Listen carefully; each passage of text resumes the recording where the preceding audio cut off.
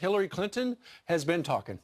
She is saying that this alleged special counsel that many Republicans are calling for, she spoke yesterday to Mother Jones, and she said she just thinks this is an abuse of power, that if the president wants to investigate this, he's abusing his power. Listen to this. This is such an abuse of power, and it goes right at the rule of law. If they send a signal that we're going to be like some dictatorship, some authoritarian regime where political opponents are going to be unfairly, fraudulently investigated, that rips at the fabric of the contract we have, that we can trust our justice system. So to look into the Uranium One deal and everything else would be an abuse of power? Well, what about the IRS targeting last time around? Is that an abuse of power? What if she's innocent? What about unmasking of innocent Americans who were involved in the Trump campaign by the last administration, things like that? But an investigation is to find out if there is innocence or guilt. So if she's innocent, then why is she worried about it? Then they won't find anything. But so says the lady who says this is about the rule of law. She had the secret server. She said she lied about having only one cell phone. She had multiple. Then she also shared classified information. Right. The question is, when this informant comes forward, if he doesn't come forward, if there is a tape, audio tape, as was indicated last night by Peter Schweitzer to Laura Ingraham, if there is an audio tape or videotape of some handoff, that would blow the lid off all this. I've heard there's a videotape, and it shows a monetary transaction. Yeah, and we do have also another source that says that person, that informant, is going to Capitol Hill this week. Will we see that tape? I don't know. I know the informant's apparently going to talk to somebody Brian talked to about an hour ago, right. Congressman Mark Meadows, who says Hillary Clinton, she can say it's an abuse of power, but she's not above the law. Really, we ought to take Hillary Clinton's own words. She said it's all about the rule of law, and indeed it is. So a special prosecutor would make sure they don't have a conflict of interest, have independent counsel, and make sure we get some answers, because some of the evidence would suggest that the FBI was actually involved in this dossier. And so I think the American people deserve answers. Lady Justice has a blindfold. Hillary Clinton shouldn't be above the law. We need to get to the bottom of it. Bring in Dr. Sebastian Gorka, Fox News contributor and former deputy assistant to the President of the United States. He's also the author of a book, Defeating Jihad, seen right there. Dr. Gorka, Hillary Clinton said yesterday that if the Department of Justice comes after me, that is an abuse of power if they were going to appoint a special counsel. What say you about that? It's only an abuse of power if she thinks that having the last name Clinton means that she's above the law. She isn't. We have a clear case here of pay for play.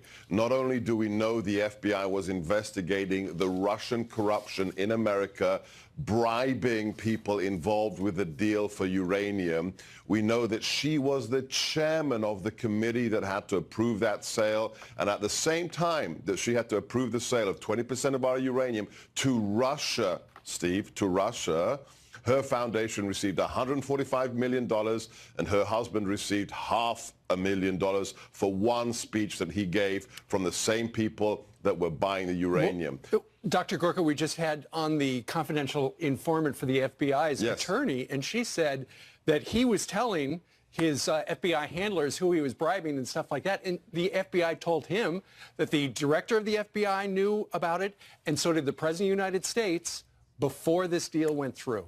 Not only that, Steve, the then Attorney General, Obama's Attorney General, Loretta Lynch, threatened, we have the email, threatened that FBI informant that if you don't shut up, if you don't keep quiet about everything you know, we will put you in prison. She threatened him. That's how out of control the last administration and the Clinton crime cartel was, and now we need to have it investigated to the absolute ends of this trail. Dr. Gorka, one of the co-founders of Fusion GPS, his name is Glenn Simpson. He had a 7-hour closed-door session before the House Intel Committee, and he told them he never verified what was in that dirty dossier before he peddled it to reporters. Your thoughts? Yeah, this is the story that just keeps on giving. So we've got this massive national security scandal, probably the biggest one since the end of the Cold War. 20% of our uranium sold to the Russians with Clinton's acquiescence. And now we've got this dodgy dossier. We now know that this dossier was built upon Russian propaganda, fake sources. It was used to besmirch the Trump campaign. And here's the big thing, Ainsley, that dossier was also paid for by the FBI. The Clinton campaign, the DNC, paid $12 million for it. And then Robert Mueller briefs it to President Trump, leaks that briefing to his buddies in the media. You mean James Comey? Sorry, James Comey. Briefs that to the president, leaks the briefing, so what happens? We get a special counsel, his buddy, Robert Mueller, to investigate the president for collusion. This is like something out of a Tom Clancy novel, but it isn't. It's real life, and it's corruption. We got to see this dossier and where it's going. There's a book coming out. Chris Steele says he says it'll show that 70 to 90% of what's in the dossier is true. He said he was shocked by what is in it. But Mike Conaway said yesterday in the Glenn Simpson closed-door testimony that there were things that Simpson refused to answer because it was based on confidentiality agreement with his client, and because it was a voluntary basis, we could not push the issue. So that's where it stands right now. To get to the bottom of the dossier, we're still waiting, I guess, for Robert Mueller, because he's got the power to get the answers. And there's a really big question additionally, Brian.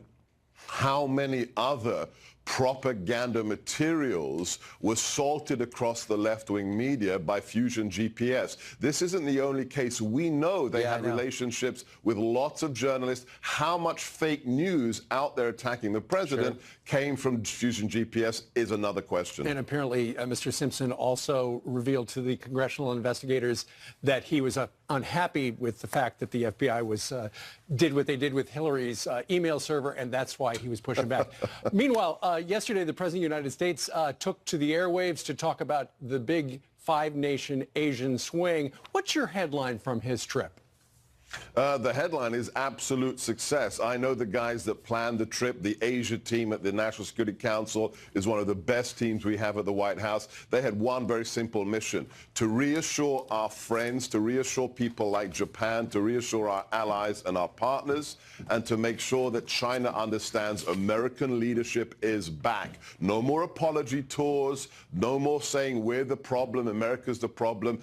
Donald J. Trump is the new sheriff, and we will reinvigorate our relationships, and we're not going to take the kind of behavior we've seen with China now under this administration. So, Dr. Gorka, I'm going to put you in an awkward spot, but I know you're going to give me an honest opinion. Do you think the administration would be better if Attorney General Sessions became Senator Sessions again, and they were able to plug somebody else into the Attorney General position? That's a great question, Brian. Look, Jeff Sessions is an honorable man.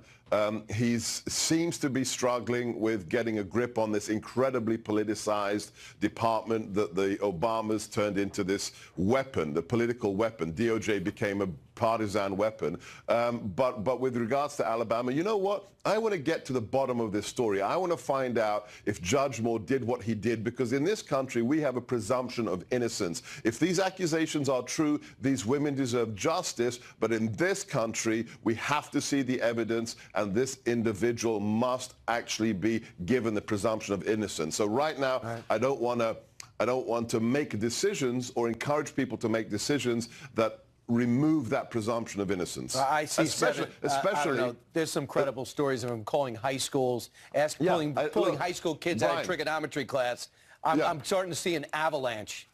Look, Brian, after the last 10 months, after the smears I've gone through, they attacked my teenage son in the left-wing media. They attacked my dead mother's reputation. After what they've done to the president, to his 10-year-old son, we're living in this crazy world of smear factories. Let's get to the bottom of it. We only got till December 12th. All right, we do. All right. Thanks, Dr. Gorka. Thank you. Always a pleasure. Thanks, guys. All right.